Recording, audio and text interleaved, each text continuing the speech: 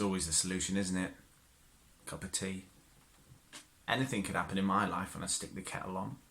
Tough day at work, toasted sandwich, Nan's dead. I'd make a brew for all of them. That last one might have to be a bit more mournful. Mind, maybe leave the tea bag in a little longer. I don't think I can ring him. It is your dad. It's not. I mean, it is, but he's a stranger. What do I actually know about him now? His name, his phone number. The fact he disappeared for the last 12 years. He wants to know you, though. That's what the letter was about.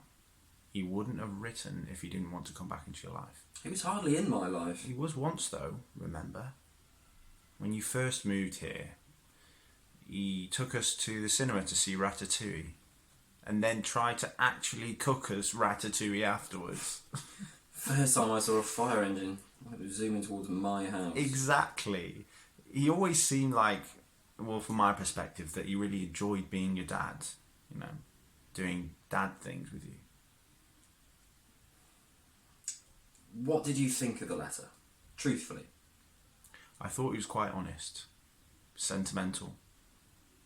Do you remember the football game you were talking about? It was the first one he took me to. White Hart Lane.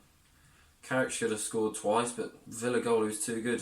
Ended 0-0. I was well angry with him at full time, as if it was his fault we hadn't won. Was the Chippy Tea as good as it sounded? Probably was, yeah, but just tasted like a draw to me.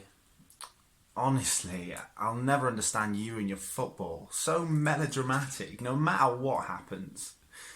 Was a 0-0 really bad enough to stop you enjoying your gorging on your Chippy Tea?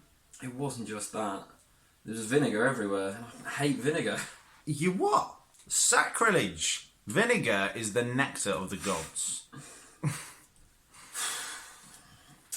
If I ring him now, and he's not how I remember him... Tell him to bugger off. However far you want to take this is completely down to you.